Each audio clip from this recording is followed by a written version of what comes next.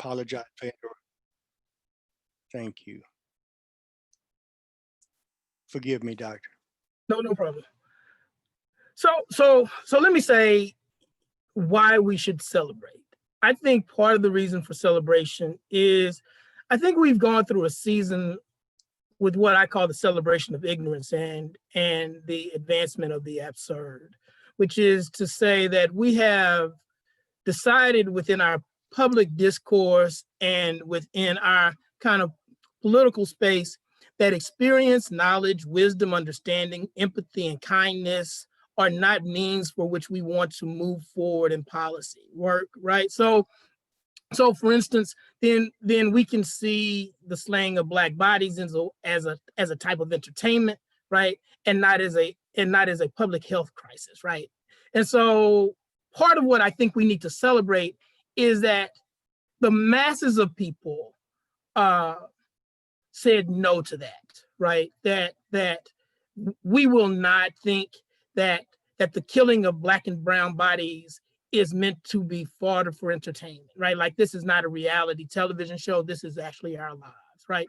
And that we feel like that experience and knowledge and wisdom are part of the resources that we should always be able to excavate and access when we're talking about doing public policy work, because ultimately elected officials should be working for our public good.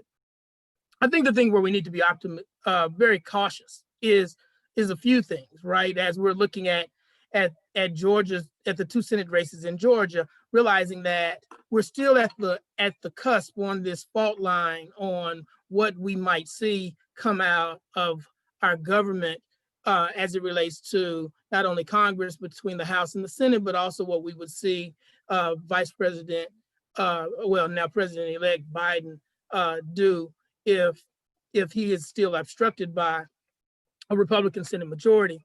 But the other thing that I think we need to be very cautious about as we are celebrating is to think about the ways, and we've been talking about that we're in this divided country, and I think that that's true. But I think we have not been very specific about where that divide and that fault line exists, right? So that, for instance, we saw that now even more white women, for instance, voted in this election for Donald Trump than in the past election. Even so, after we've seen the kind of negligence, absenteeism of sympathy and empathy for not only Black and brown people, but children and immigrant and Native populations, that white women haven't proven necessarily to be the allies that we were hoping that they would be, right? Which I'm going to say I'm not quite sure where that hope was coming from, because there's not historically any place where we might have seen that kind of allyship. But at least the hope that there might be a type of sympathy that would allow them to move forward. And the other part of that is that what we saw also at the national election, for instance, what we saw in Georgia, is we did see conservative white people vote in higher numbers for the top of the ticket, but still decided to vote at the Senate level and at state races in the Republican Party. So we haven't created or recreated this Obama coalition that people have often talked about. For instance, even amongst African Americans in Georgia, we have seen a higher turnout rate, but definitely not at the rate that we saw with Obama. Nor did we see and that was across not only Georgia, but in other states as well. So there's still room for African Americans to come in. And I think the thing that we would need to really start to talk about and address is where is the ongoing disenfranchisement and dispassion amongst a certain electorate within the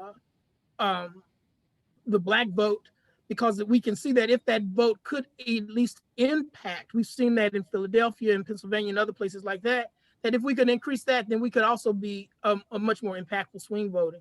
So with that, we can have ways of celebrating and saying, yay, we've decided that ignorance is not the way we want to move forward in public policy, but we need to understand that the type of coalition building that we really need for sustainable community development and engagement is still not fully there, both by people of color and by white people that we thought were going to be our allies. Yeah, and thank you, Dr. Smith. You raised a few points here, and I'd like to get both Ashley and Jennifer's perspective on this, because you talked about the from a national standpoint, the majority of people have said, you know what, we're not going to tolerate what we have seen in this current administration, and yet here in Louisiana, we still overwhelmingly voted for the incumbent. And so but in Baton Rouge was just a little bit more progressive. And so Ashley and then Jennifer, I wonder if you could talk about this dynamic that exists here in Louisiana and Baton Rouge, where we continue to be a blue space in a red state. Yeah, I think we see it all across the country, but in particular, I mean, we've got our blue spots in Louisiana. I mean, you've got Orleans, Baton Rouge. Jefferson is increasingly becoming lilac-ish. It's finding its way to being a more blue parish as well. Shreveport, Caddo, Bossier. And so there these blue spots that certainly exist. I think that and it also too shows at the local level and in the local leadership that we choose as well. And so you'll see a lot of progressive mayors across our state, especially in our major metros. And so when given the opportunity to think about like who's the decision maker I want, in elected office, making decisions about my life, my safety, my family, who is that going to be? Locally, you see folks making the choice that they feel like is best for them and their family. And that's been African American leadership, decidedly female African American leadership. And so I think that, what I think where the frustration lies, though, is that, even though at the local level we can agree and we can sometimes move some of the policies and the work that we want and get it done, that we oftentimes then get kind of really waylaid at the state level and really feel frustrated by the realities that gerrymandering and all of these other things have forced us into this space where we can't even have real conversations and move things out of committee in our own state house. And so then the people elected a governor that just so happens to be one of the most powerful governors in the country, I mean, given constitutional power, that then has done the work of the people, right? Or as much, as at least the Medicaid expansion, some of these other things. And so when you think about the red and the blue, it's interesting because we are the only deep South state with a Democratic governor. We are we're also, unique in the deep South as well for having a lot of progressive leaders at the local level in the major metros. And so I think that it's a trend we're going to continue to see. And I think that it is, unfortunately, as we contemplate redistricting with the legislature that is bound by the state constitution to redistrict our state, I'm looking at you, Jen Hard. We got a lot of hard work we have to do to hold the line around what does equity and justice look like when we talk about redistricting, and how do they not redistrict our state in a way that continues to neuter the voices of so many Black voters in our state. And so in first, and including the fact that we have the second largest Black population proportionally in the country, second only to Mississippi, and we have one congressional House seat that is led by an African American. It's insane. And so there's work to be done. And so, and I always tell folks, I don't just want my congressional seat. I want my city council seat in St. Bernard Parish, which is Blacker and browner than it's ever been. City council seat in Jefferson Parish that is Blacker and browner than it's ever been.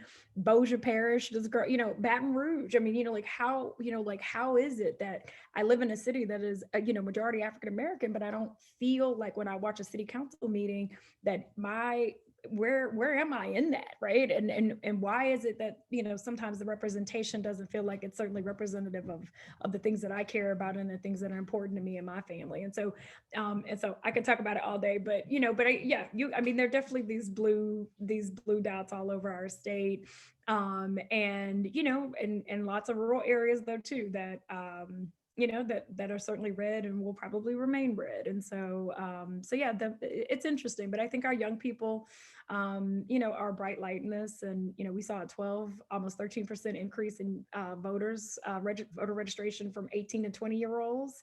And so I'm hopeful. We just got to keep doing the work, and we got to keep bringing people into these spaces and taking the fear out of democracy in the process. Yeah, yeah, and Jennifer, you know, you're doing a lot of work here in Baton Rouge, getting people registered and just kind of making sure that they are informed.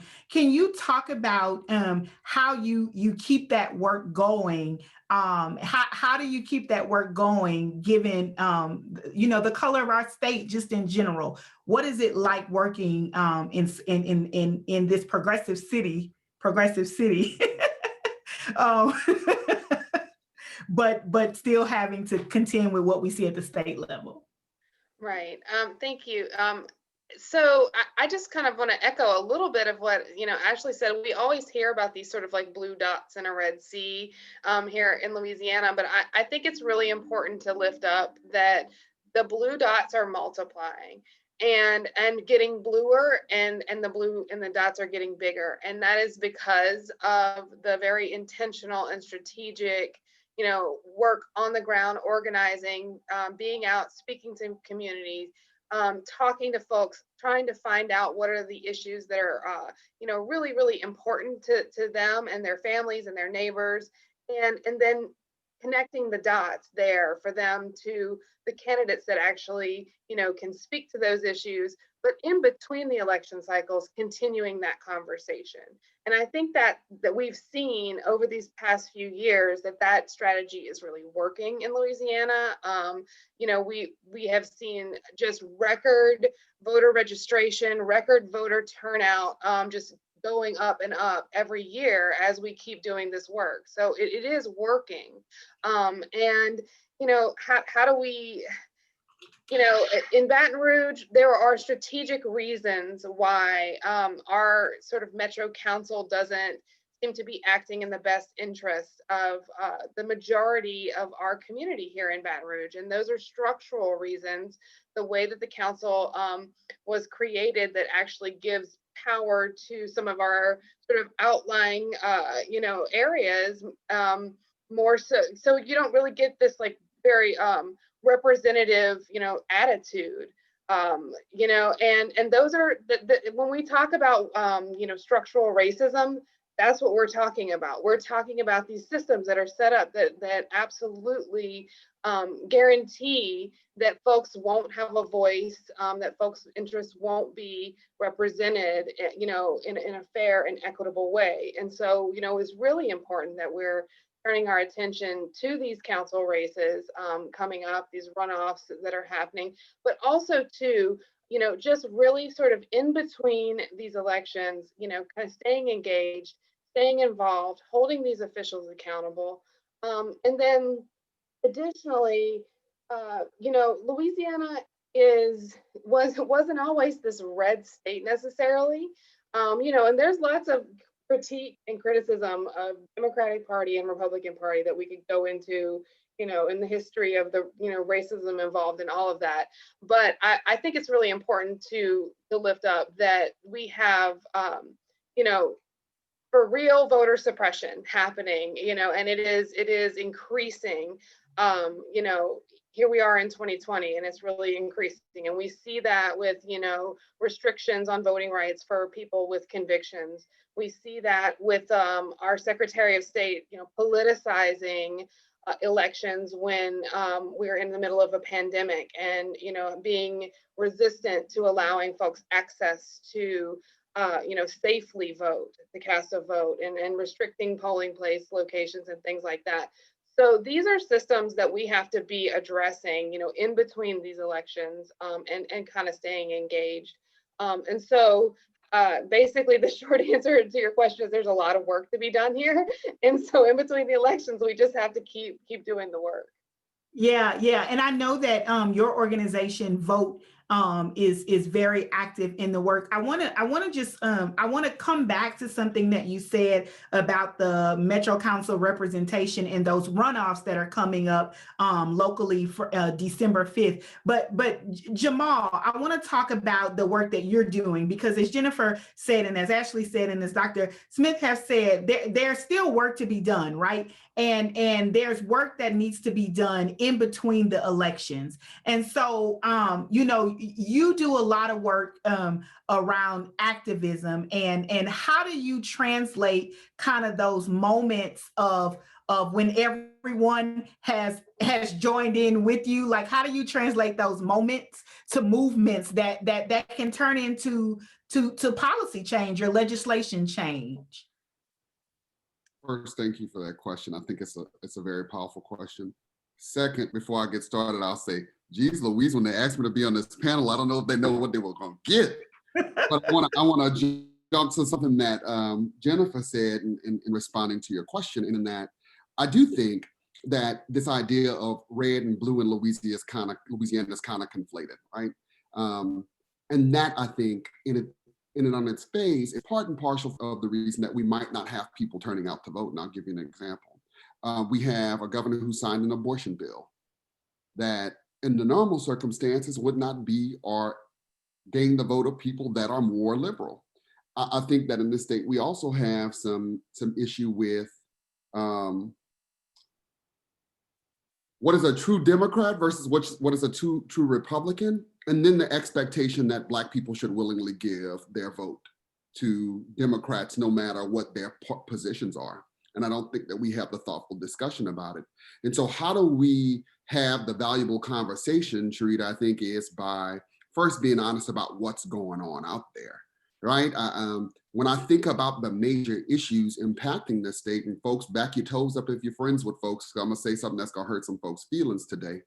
But when we think about the issues that have happened in this state, particularly around the devaluation of Black life, there's something fundamentally wrong going on in Louisiana. And so I think about young men like Trayford Pellerin, who got shot in the back.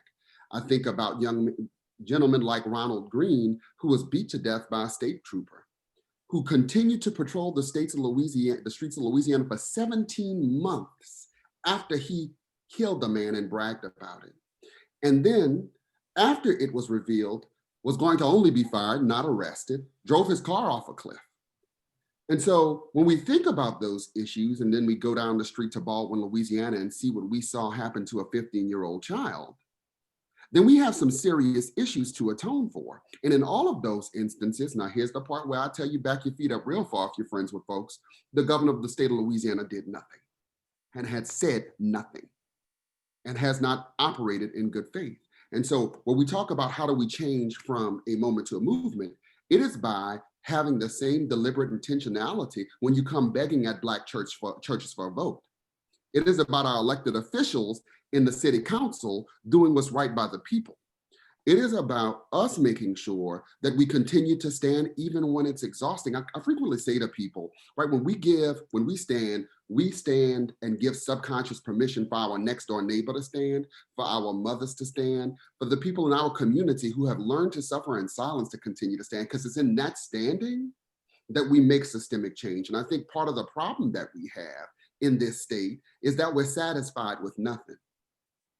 And so that I hope that clearly is an example of what we need to do to change the discourse. But it first starts by holding people accountable, no matter what is behind their name.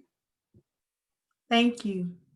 Wow. No, and there are two things, that I always talk about. One, that Louisiana, continues to act like the last great colony. It's like, come take whatever you want, take all our, we're going to pay you to take everything and leave nothing behind, and make sure you pollute and, take the land with you as well. And I think that, I think so much of the work that we try to do with the Power Coalition is, and vote, both, this is a center core tenet of our work, is that the people closest to the problem are closest to the solution.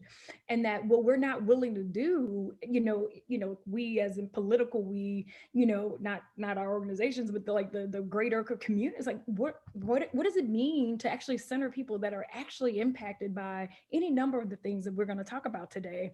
And then if we would lose the colony mentality, we could actually center people instead of centering business. And then, I think the thing that that just keeps blowing my mind is that I was like, well, we've been doing it your way for so long. That's certainly since before any of us were born. And I was like, and what's different? What's better?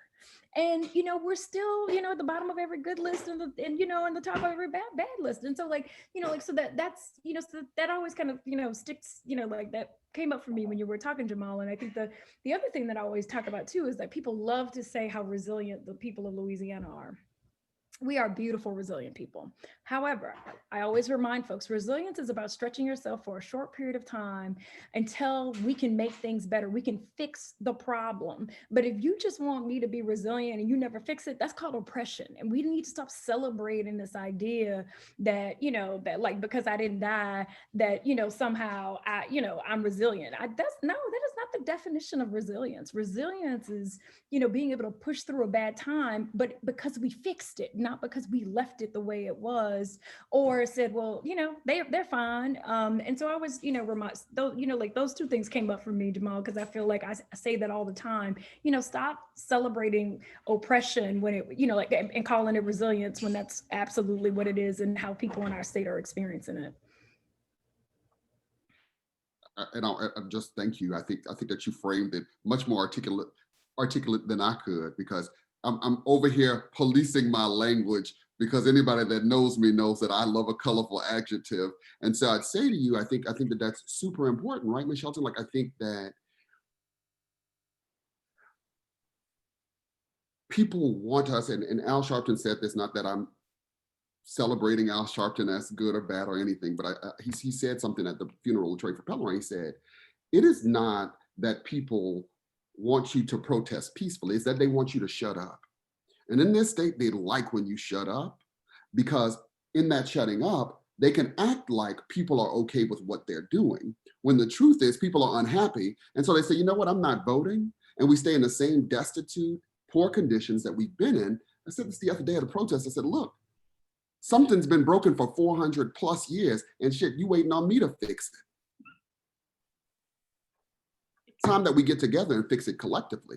And we do that by saying enough is enough. And listen, that includes the fact that, and I'm gonna give you an example. We got people like beyond, and I just wanna hone in on this point because it's super important. And what I have spent my last couple of days helping to engage, got people like Beyonce saying that what happened to this 15-year-old child in Baltimore, Louisiana is an atrocity, an atrocity. And not one member, I have not seen one thing or one phone call from the governor's office, from elected Black officials in saying we need to systemically change. And that doesn't mean, I'm talking collectively. I'm not talking individual people. There have been a handful of people that have called, so let me be fair. But I think there should be collective outrage that a 15-year-old child died, and we're trying to say that he died in a foot of water and that's okay, right? Like, that's where I begin to believe that folks think that we just really stupid, right? Like that we are not educated enough to see that you are and would have moved heaven and earth if that was a 14-year-old white girl named Catherine. So you guys are talking, I think, about something that's really critical to this work, and that is the notion of A, centering the people, and B, this collective action that is needed to move from just moments of electing people into just movements that will hold these people accountable. I wanna talk with Dr. Marlon Smith about, you know, how do you center communities? How do you empower those communities? And then I want to come back, Jennifer, if you could say a little bit about getting people involved more in those more local elections, the Metro Council, the school board, and those kind of races, because when they start to, you know, exercise, flex their muscles at that level, then they feel more empowered, I think, to hold people accountable. And so Dr. Smith, centering the community, and then Jennifer, tell us about how people can get engaged and become more involved so that they can hold people accountable for things that really matter. Well, there's a saying that we say at where I did my PhD study. We often make this statement that the students who are in that program, we are the culture keepers. So in other words, that we are accountable for the culture that we have. And I think part of the problem with trying to center our communities is, which community are we trying to center? And one of the things that we're not actually honest about, I think, in the Black community is the growing class divide that we have within our communities, right? So I'll use an example. So I'm the founder of Black Greek Speak, and we really galvanize Black Greek letter organizational members to political and social service in order to create systemic changes. But one of the things that I noticed as Black Greeks were going around, Divine and I was getting out the vote, and I made this statement to them that I thought was really sad. Like, most of our alumni chapters, for instance, operated like our undergrad chapters. Like, we would have voter drives on campus because we had a captive audience of 18-year-olds who we knew had not yet registered to vote. But alumni chapters, in my mind, were acting like their undergraduate chapters, which we're going into your fancy neighborhoods where most of you all are making six-figure salaries and trying to do a voter registration drive when you know most of the people there are having that. But you didn't go, for instance, in Houston to Fifth Ward and Cashmere Gardens and those places. But instead, you were going to the places where you feel safe, where our alumni chapters exist. And even if you're in the hood, you're going to those places where you know are not the people that we need to reach out to. And some of that has to do with because we are already in this class divide. Like, all of us, most of us are not that far removed from the hoods in which we grew up in. But we somehow have been displaced mentally, that we no longer have the sense of urgency around the people that we most need to affect, because we moved out to get away from our cousins who we was talking about was trying to act all foolish and thuggish, right? So part of what we needed to be able to do is reevaluate who we're trying to help. The other part to that then is we have to also give a reason for why people need to be involved. Like I would hear people say, I was very critical of Joe Biden's Lift Every Voice plan, and I had an opportunity to talk to him at the NAACP web conference, and I asked him specifically about his plan because, unlike most people, I actually read it, and he was very well petitioned to talk about the problems of Black people and African Americans, and made the statement even in that plan that we knew that race-based problems were not going to be solved by race-neutral solutions and policies. But what he did was he articulated well the problems of African Americans and then created for us in that program race-neutral policies.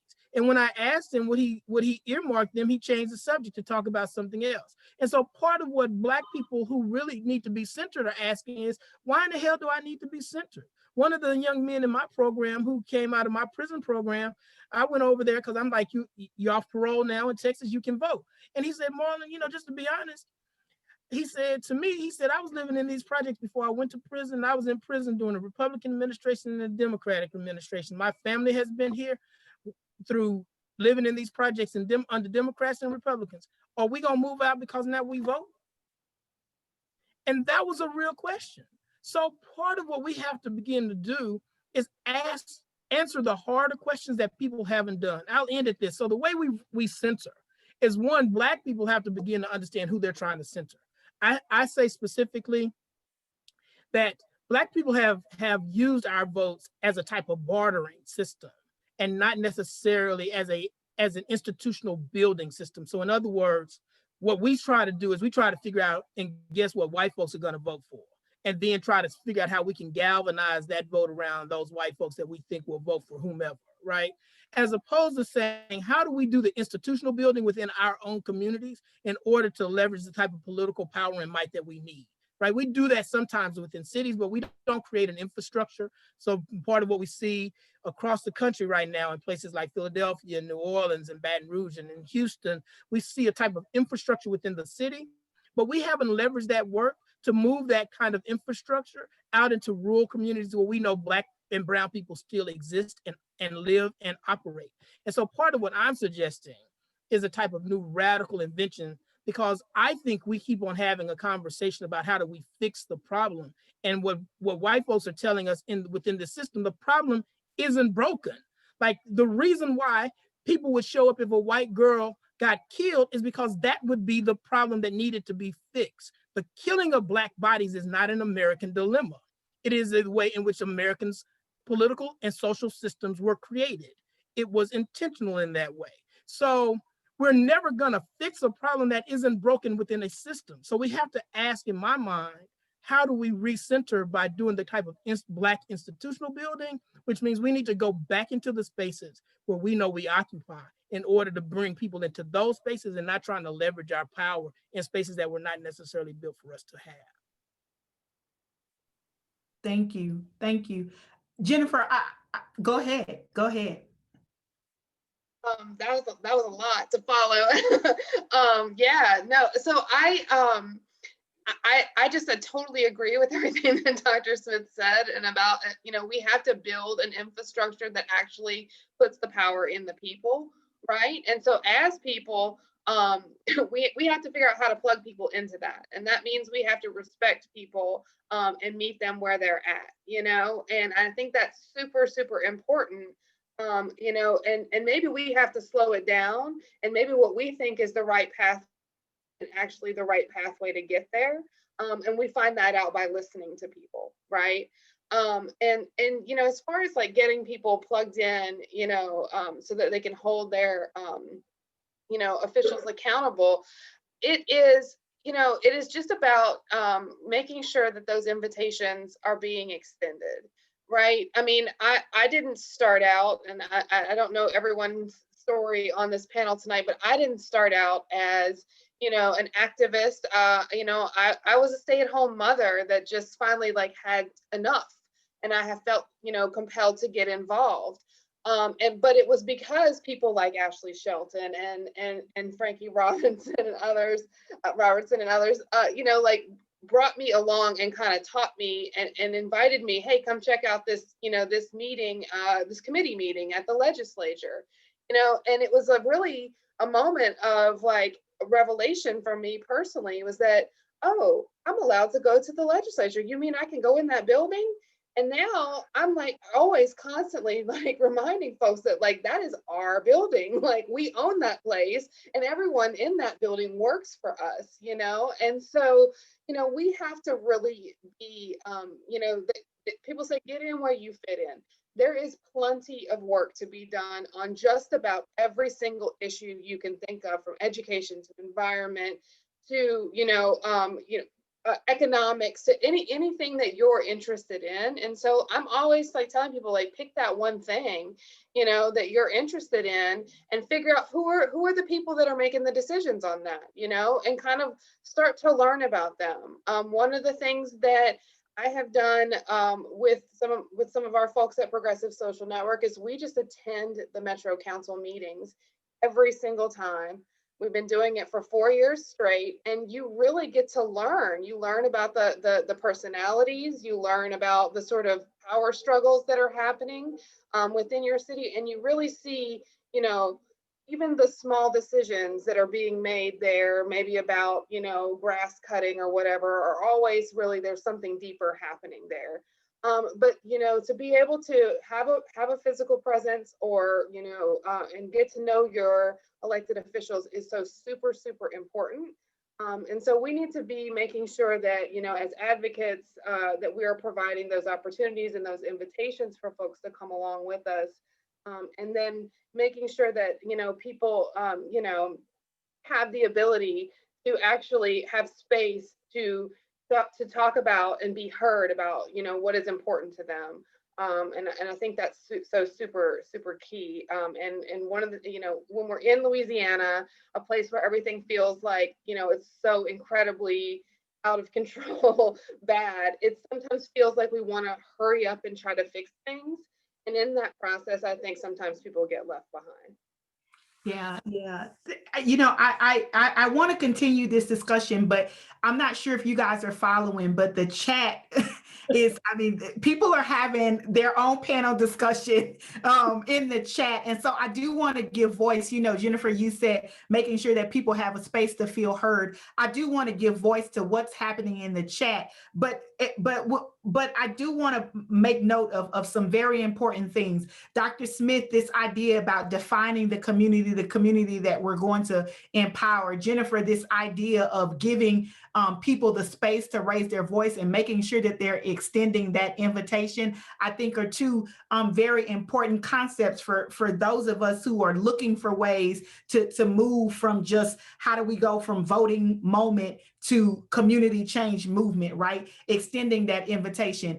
Yes, you moved, and I have to translate because I'm from Houston, and so I have to translate the Kashmere Gardens 5th Ward is former is Gardier Lane or Scotlandville, the avenues, right? And so yes, you moved away because you didn't want to see your cousins every day, but go over there sometime so that they can participate in some of this work, because as Jennifer said, even the smaller things, there's always something deeper happening. So just wanted to lift up those 2 points. Frankie, what's happening in the chat? What's happening over there? This chat is on fire. This chat is about to blow up. So we've got a lot of comments happening here. Keena Reed is just on it. There's a lot of comments about holding elected officials accountable. Comments about just, as Black folks, some of us are just tired. This is just, fighting for justice work. I mean, it takes a lot of resilience on our part. So just saying, what do you do when folks are tired and, we're having to try to hold the elected officials accountable. And on top of that, we're going through trauma, a lot of trauma in the community. That's a really great point. And then there's a lot of talk about, again, holding them accountable. And Tyra Banks brought up a really good point. I'm gonna read her comment. She said, and I'm tired of people courting us, getting our votes, and our elected officials don't have certain demands that must be met when these folks win. I can't wait for the elected officials that say the community will only vote for Representative XYZ if they push XYZ through the term to pass a certain bill. I mean, that's a great point. Or if they don't do that, then we move them out. So a lot of great points about folks are really signed on here to see how we hold people accountable. So this is great. It's a lot of great energy. Some questions, comments about some of the tactics used to sustain power. Maybe we can talk about, this may be a question I can pose from the chat about, do we believe that people enter races to split the Black vote through the Jamal, okay, give that one to Jamal. I think he wants that, Madam Moderator. I think I'll hand that one over. So let's take it. And Jamal is ready, but Jamal, I wouldn't be me if I wouldn't say, hold on, let me let somebody else answer before you take us to church. Ashley, thoughts on that at all? So I have plenty of thoughts on that. I mean, I think on the face of it, it's true. I mean, I think we've been seeing it in Baton Rouge, all over the state. It's unfortunate because we often talk about building pathways to power for people that have traditionally not held it and been disenfranchised by the very system we're trying to impact. And so when we divide the votes and the voices of Black voters, we are undermined. I mean, we're literally going into a runoff, because we have a system where you have to get 50% plus one in order to win. And so, just thinking about and all the money and the effort and the resources that it takes to then do all that work and turn, Black folks out one more time. I mean, and so I could talk about that for forever, but I do want to go back to one of the earlier comments that Frankie mentioned about accountability. And about, what folks are looking for, and certainly connected to a lot of the things that Jennifer said, here's what we know is that when we listen to people, one, nobody was talking to Black voters, especially infrequent voters of color, Black, Latinx, Asian Pacific Islander. We started talking to them, and what we learned is that when you talk to them, you engage them and you listen, they turn out to vote. We, this year, we're already, Vote and Power Coalition, we are at 1.7 million contacts, and that's the old number. So I'm sure we already broke 2 million as we've already started knocking doors and leaving door hangers and educating folks. And so I think there's, two things to say. One, that, I think that we do have to think about this piece around education and taking the fear out of engaging in the process. I remind folks that if nothing we've learned from COVID, we have learned that there are elected officials that are making, specific determinations about your public health and your public safety at every level of government. And some of that, and you've got to, some of that's been good. And then a whole lot of more of it has been bad. And so, you know, as we've seen, you know, our president completely ignore this virus, you know, as we watch the death toll rise, you know, well above 200,000 folks, you know, and so I think at the end of the day, like if you ever thought it didn't matter, right? Like your vote, your voice, we're here, we have arrived at a place where there are people that are determining the quality of your life. We have an eviction crisis that we're facing. What's going to happen after January? You hadn't paid rent in 5 months, 6 months, and then it's due in January. What magical thing's going to happen? I mean, you know, we have to be real. The jobs aren't coming back, especially in places like New Orleans, where it's a hospitality industry, or even in Louisiana. I mean, in Baton Rouge, where we love to eat. We love our dinners and our brunches and our lunches. You know, those businesses have been hit hard, and they are not working at full capacity. And so, and then what about the foreclosure crisis for all those businesses that are tied to home loans that are struggling, and all the dominoes that fall, right? So, you know, so that's one thing about people connecting why their vote matters. The other thing that I'll say too about, you know, kind of, and then like, so what is the reckoning, right? Like, I mean, I think this presidential election was very much so a reckoning around, you know, COVID, but also too, you know, Black Lives Matter and this reality, you know, guys, I think, you know, like I'll tell you my own naivete. I took for granted that when, you know, these, you know, like many of the things that Jamal's working on and these cases, you know, where we're watching the lives of Black men being taken, I thought that everybody watched them. I thought it was, you know, like this is, you know, we have to understand what's happening in our community, in our country. You know, privilege allows people not to watch that. They didn't even know till they saw LeBron. Like, they had to go look it up to see why LeBron James' shirt said "I can't breathe." They literally aren't watching or don't understand. And I think you know, when I think about vote and what Jennifer said, what is so important is that we are assuming that people know and understand the plight of specifically African American people in our state, but Latinx and API either. Like, we are not, like, there is this disconnect about the fact, like, you know, when we look at the collection of bills that were a part of the JRI, the Justice Reinvestment Initiative, you know, we changed, you know, all those pieces of legislation changed and, you know, had this significant impact. The reality, though, is that it, you know, like those bills that they put into that into that package of bills, you know, like these were things that regular people didn't know was happening to anybody. Amendment 2, where we were the last of 2 states that were, you know, convicting people with less than a full jury. Nobody in our state knew that was happening. Like, that's not anybody's experience. But as Black people, we know the rules because we have to know the rules, because it's direct. There's a direct impact. There's a direct connect to the fact that, like, I have to live my life in a state that is clear that I'm a Black woman with a Black family, and I have to know those rules. And so, you know, I could go on for forever, but like those 2 things just kind of hit me, you know, listening to Jen, is that, like, we, you know, part of the accountability is forcing change. And we've been able to do that. We've been changing laws. We've re-enfranchised formerly incarcerated people. We have, you know, like, we've been moving the needle. The problem is that we have so much work to do to help people understand what's actually happening to people. Like, folks don't think that, like, poverty is real. Like, folks are like, oh, you know, actually, you know, I don't understand why we were you know, why census was so hard and we couldn't get people to take census, because we're in a humanitarian crisis created by this pandemic, exacerbated by the fact that we were already one of the poorest states in the country. What do you want? What's hard to understand? Oh, I'm supposed to prioritize the census over, you know, figuring out what my baby's gonna eat tomorrow. I mean, like, you know, I mean, I just think that we live in a false narrative about who we are as a state. And we've got to, you know, like, that narrative change work is going to be really critical to being able to move the needle, because we're operating in a space, even with the second largest Black population proportionally in the country, that we all on the same page, and we're not.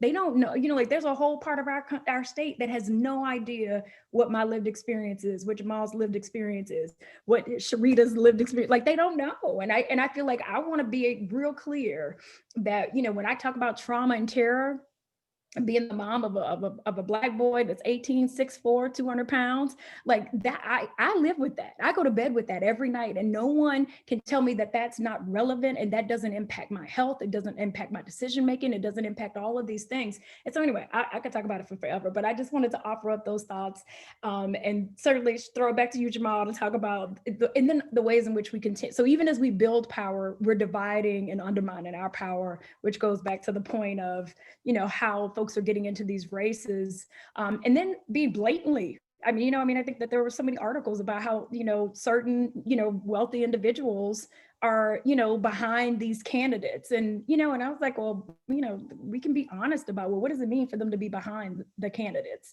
And so anyway, Jamal, I'm gonna stop.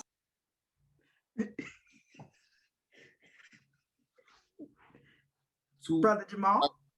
There's a person I know by the name of Judas Iscariot, and he was able to sell Jesus for 30 pieces of silver. And folks, these folks out here in these streets are doing it for less than 30. They're doing it for about 3, right? We got some folks that are jumping up in races with the goal and intent to be ugly, nasty, and rude, period.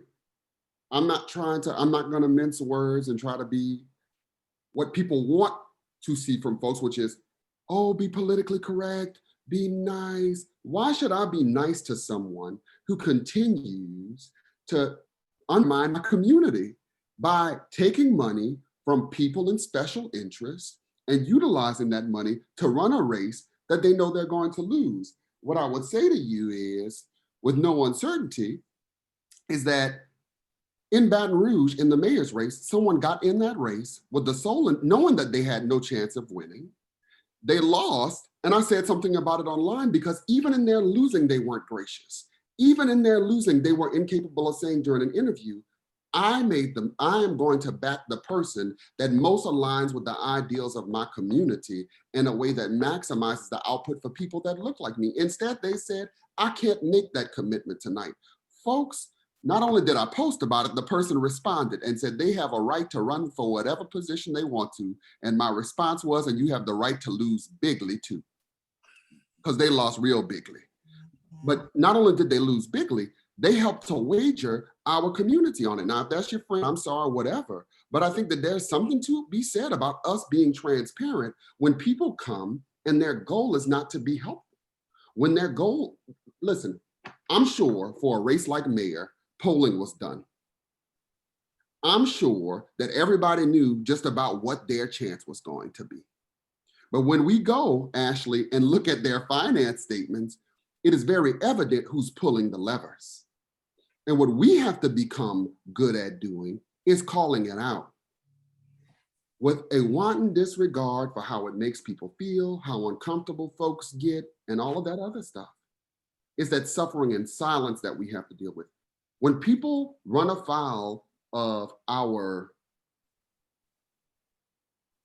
people that are trying to do the work, we must remember them on the next occasion that they come before us on a ballot, no matter what position they have.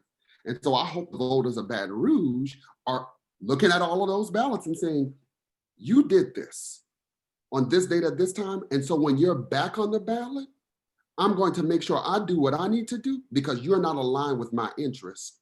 And so I'm deeply concerned by what I consider to be actions on the part and parties of people to undermine our community, and they don't do it in other folks' community. And it's aggravating, right? Like, it's frustrating. And I know that it's uncomfortable to call people out on their BS, but the truth is people continuously do foul things in our elections, but we're not sharing. And by we, I mean people in power that have influence are not sharing. Hey, look, this just isn't okay. Like, look at this. This is how you look at a person in their finance report. This is whose names, because it's the same names over and over and over again, right? I would give the example of a place like New Orleans, where when you look at who's funding our school board races in New Orleans, it becomes completely evident that not only they're funding them for a specific purpose, they're then funneling our children through those schools that continuously have failed because it's a profit for them. It's educational slavery. And so we have something to be said and done about it. And if we don't, we are going to continue to get kicked in the behind. Sorry.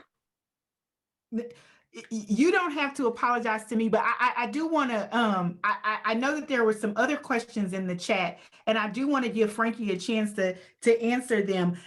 But specifically, I also want to point out something, because Jamal, you said that we have to make sure that we call out those things that are not okay. And that is that one form of accountability. But I'm wondering from the panel, before we throw it back to Frankie, what about people who are not as vocal and verbal? What are some of the things that they can do to help hold elected officials accountable? Tyra mentioned, people courting our vote, and then what? And so, and I know that calling out is not necessarily a confrontation thing, but just what are some other ways that people can exercise accountability if they don't maybe have a platform like Jamal's?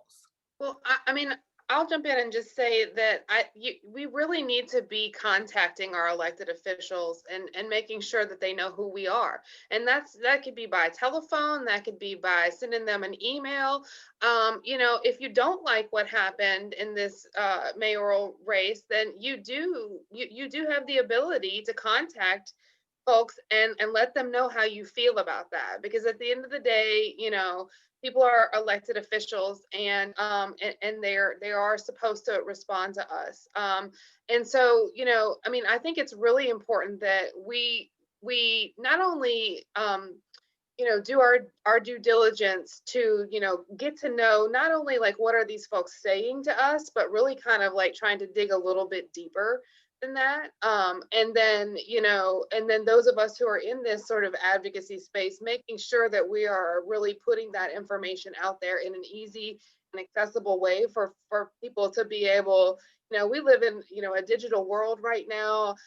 People want their information in, I don't know, however many characters there are on Twitter. They want to hear it like that. They want it to be served up quick and easy and digestible. And so it's really incumbent on us to be able to kind of like get that information out there. And it doesn't always have to be a call out. It could be just straight up, here is the information that you need to know, and you make the decision about, which one of these candidates. We have a mayoral runoff race right now with two very diametrically opposite candidates running. And I feel like it's really important to say that, an incumbent mayor that was faced with this many challengers is just unheard of. And I just really, feel like it just speaks to how our community and how those in power in our community feel that it's so easy to undermine a Black woman. I don't think that, in any other situation you would have had, especially someone who's been able to, accomplish as much as our mayor has in her first term. But we need to be looking at the differences between the candidates. We need to be, really investigating that. And then when our officials, do something that we don't like or that we do like, we need to be reaching out and letting them know who we are and letting them hear from us. And there's lots of, you don't have to do it on Facebook. You don't have to public. You can send them an email. You can make a phone call. But it's really important. And then if they don't respond to you, that tells you something too. Yeah. And there's so many organizations. I mean, you've got some of us on Power Coalition, Vote, MetroMorphosis, and so many other groups that are YWCA that are here and that are poised to stand with you and fight with you, because one of the things, Harding versus Edwards, one of the things too, we're looking for plaintiffs, because when we look at the cycle of change, like what it actually takes to change something, we always started with organizing and advocacy, but at some point when we've been reasonable and we fought the good fight and we're still in a place of injustice, you just have to outright sue. And I think that, but when we call people to ask if they want to be a plaintiff, folks get real nervous. But it doesn't involve a whole lot. And we have amazing partners like Legal Defense Fund that'll stand with you. The other thing that I think that we have to do, and this is speaking to myself, right? Speaking to Vote and Power Coalition, Norris says it all the time, and Norris Henderson is the leader of Vote. Norris says we have to, we need to be a force to be reckoned with. And in order to do that, then we also, in addition to the annual work we do all year, listening, changing policy, fighting and standing with community, he was like, also, we have to do the harder things, which is like, what does it mean for us to recall recall an elected official that's not actually being accountable. And a recall, all we need is your signature. That's all you've got to do is sign the petition or sign, you know, like, and it doesn't, and it's not as hard, you know, as you think it is to actually put a recall together. And so I think at the end of the day, like, we've got to start using all the tools in the toolbox. Also too, I tell people, I used to sit on the state ethics board. If you make a claim to the, if you do a signed sworn complaint to the state ethics board, they must investigate any impropriety of any elected official in the state of Louisiana. It doesn't cost anything. Well, maybe a notary, but we have friends, so we don't pay anybody to do that. We have friends that'll do it for you. But you can do a sworn complaint, and the ethics board is forced, you know, to have to intervene. We had things going on in New Iberia where, you know, votes were being changed, even though what we heard was that they were just trying to make sure that that was bubbled in correctly. And, you know, and it's like in the DA, and then, you know, you go to the DA, it's not his character. That's not what happened. And that's not how this works. I don't care what you think. Your job is to investigate what happened. And so we have to use those tools like the ethics board, being willing to put our name on a recall, being willing to put our name on a lawsuit. And then again, making those phone calls and text messages and, you know, talking to our elected officials. You know, we've got tools that can help make that happen. We got one click. Jennifer knows it. We were challenging the Secretary of State while he was speaking to the legislature. He was like, they were like, you have 105 statements that came in against. And I already knew that all 105 were mine because I had 105 people that hit click to send the email to their legislatures. We've got tools. And so use us, like, let us support you, let us help you, because that's what we're here for. And we're trying to be that support. And we don't need anything from you. What we're trying to do is actually be in service to you. Thank you. We're going to come back to this notion of accountability, but Frankie, I want to address some of these really great questions in the chat from things that you guys have said before as we wrap up our time together. I knew this was going to be full of information, but I do want to get to some of the questions that are in the chat. Frankie? There's so many questions. Yeah. So there's one in the chat, I mean, a lot in the chat, but then there's in the Q&A, there's a question. I want to go to this one. It says, can you talk about the fragility of our election system, election system? And it cites the issue what's happening in Michigan right now with the refusal to certify the perfectly valid votes. That's the question I'd really like to throw out there, Sharita. Sure. Dr. Smith, would you like to speak to the fragility of our election system? Wow. Yeah, that's so part of the reason why our election system at the national level is fragile, because it really is because it was not actually designed to have a massive or populous people participate, right? So once you start bringing in a massive populace of people to participate, it really challenges the way in which the system of our electoral process was set up, right? It was really set up to control populaces, right? So the Electoral College, for instance, was so that we didn't have a popular rule of government, right? And so part of what you have to begin to do, Michigan is a great example of this. And this is what I mean by defining the communities that we're talking about. So let me just use a history lesson for that, right? So in the 1950s, 1960s, particularly in the Southern Freedom Movement, right? Like everyone was defined through that movement as Black. Like it didn't matter what kind of Black you were. Like it didn't matter if you was Black and rich or Black and poor, Black and light skin, Black and dark skin. Like there was no such thing. All of that Blackness became housed under the umbrella of Black. And thus there was a movement. And Cornel West makes a great statement in his book, Race Matters, that there used to be a time where that Black people were shielded from the insanity of America, which meant that we had communities that kept us from having to participate kind of in the insanity of a larger group, because we had people who spoke for us, and even if they didn't speak for us in totality, we had access to them, right? So now we have Black leaders who are in positions of power and influence who we vote for, but we don't actually necessarily have access to, right? Like we don't have access. And we see that because there's a generation of people who still believe in that, right? So we saw that in South Carolina when Jim Clyburn spoke, right? Like Black people, Black older people were asking him, who are we supposed to vote for? What are we supposed to do. And Jim Clyburn said, okay, let me step into the space that we occupy to do that, because that is what used to happen.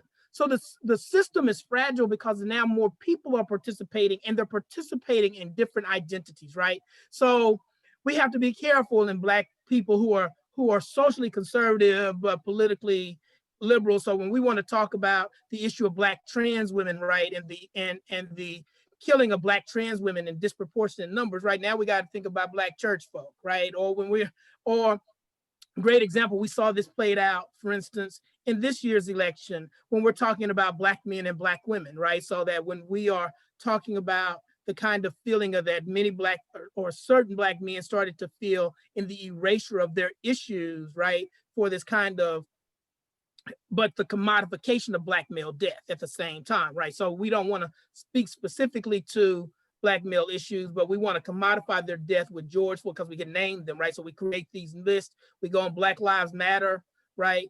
Website, at the national website, and you'll see all these Black men that are listed. But then when you see the issues that are specific to Black men, you don't see them there, right? So there was this way in which all of these types of things made the system of our political engagement difficult.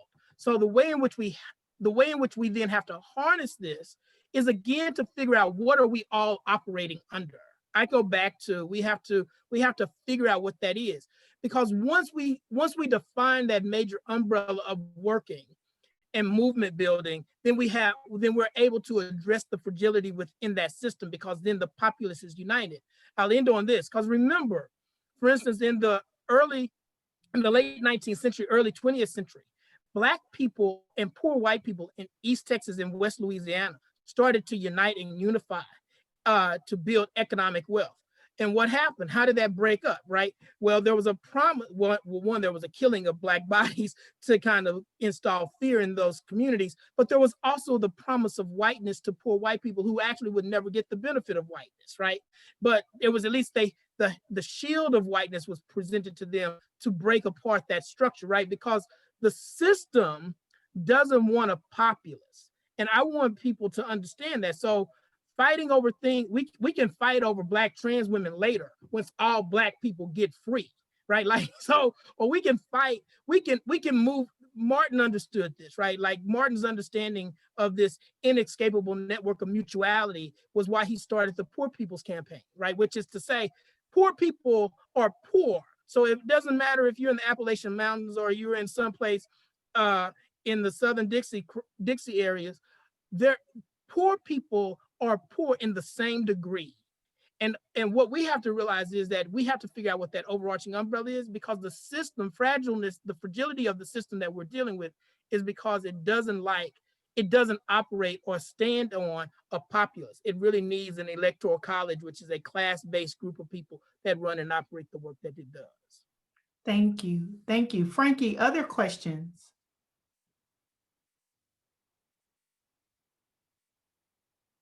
Yes. There was a comment and a question that was made earlier on in the chat. I'm just scrolling back down to it really quickly. It was in reference to financial power that minority communities have to be able to support candidates. So I'm scrolling back to that one. It was also by Tyra Banks. Communities of color often don't have a lot of money to put into races. Are there ways we can combat the influence of other money? For example, our elected officials take hundreds of thousands in donations and independent expenditures from industry. Then those same companies pollute in our communities of color. What can we do?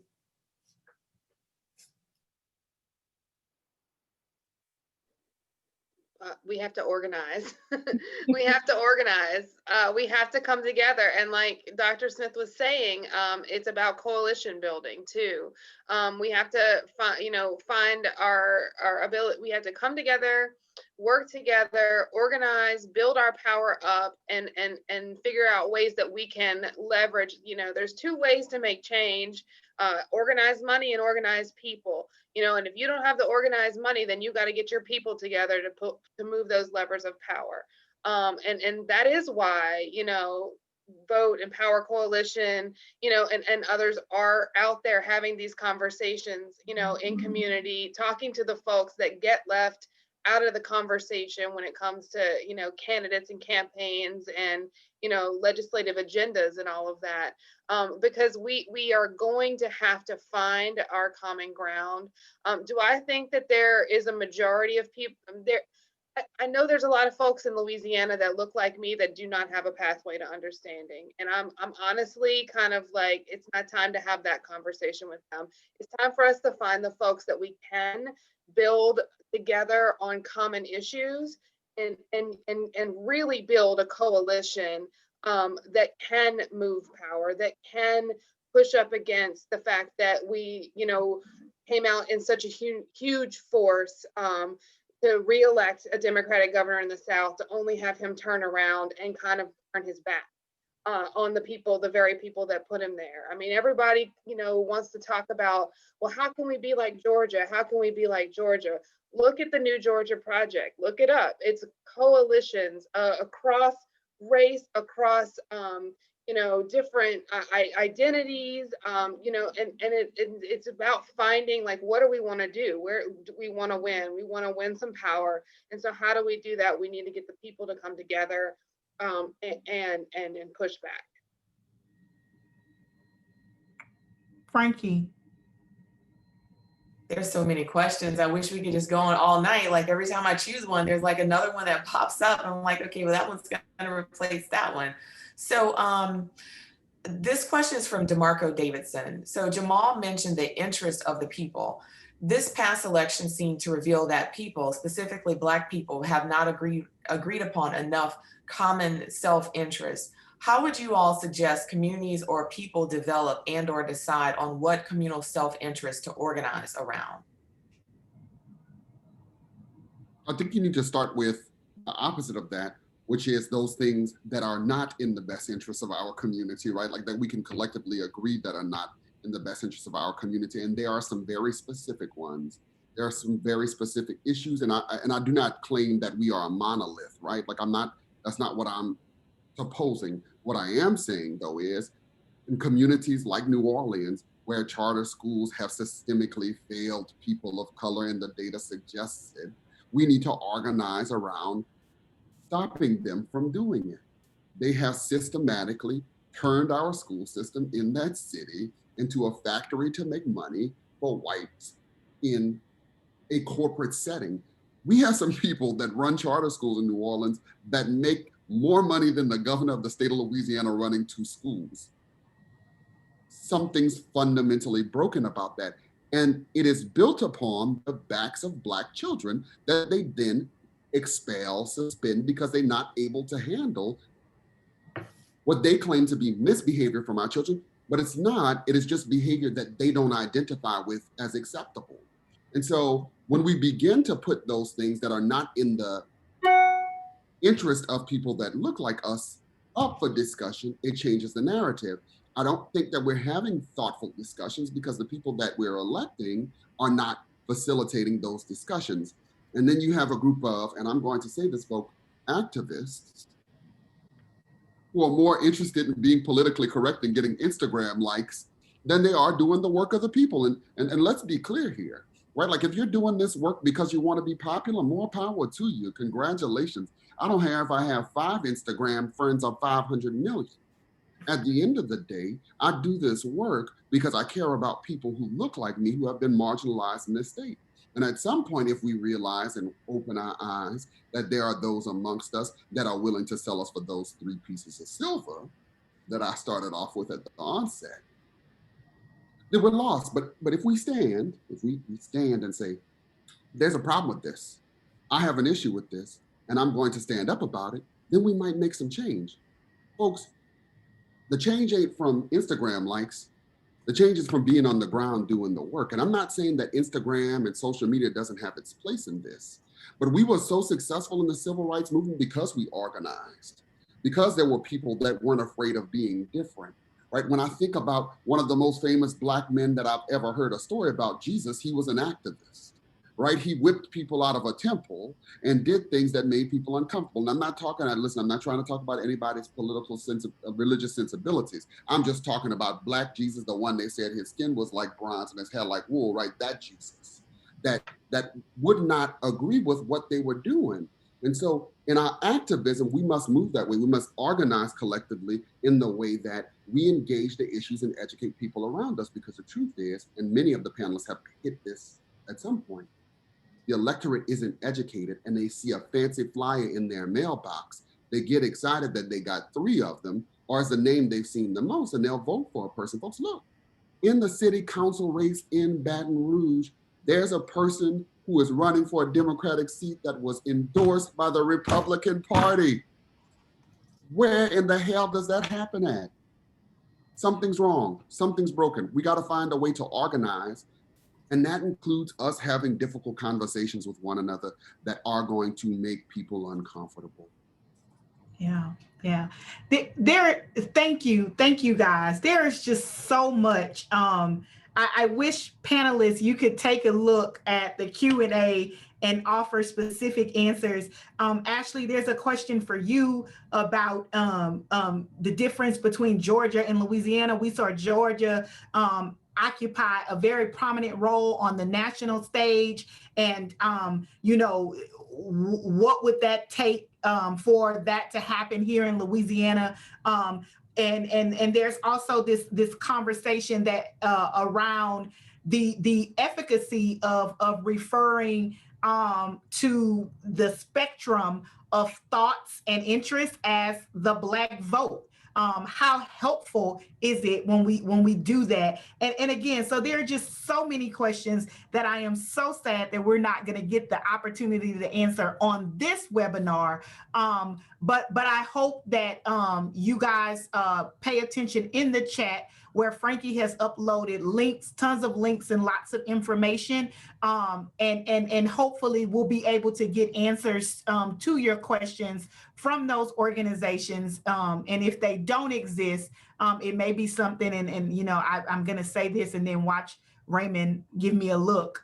Hopefully it is something that we can give and we can provide an answer to, get answers to, and share with you all via MetroMorphosis. Again, please join me in thanking Dr. Marlon Smith, Ashley Shelton, Jennifer Harden, and Jamal Taylor for such a great panel discussion.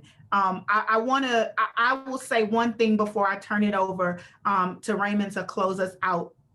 If you didn't hear anything from our webinar, but this, it is not enough to just rally about the issues. It is not enough to just vote on that single day. The real way to make your vote count is to engage all year round in a system of coalition building and accountability, so that people can understand what those issues are that we both that you are in support of, and those things that you would like to stop.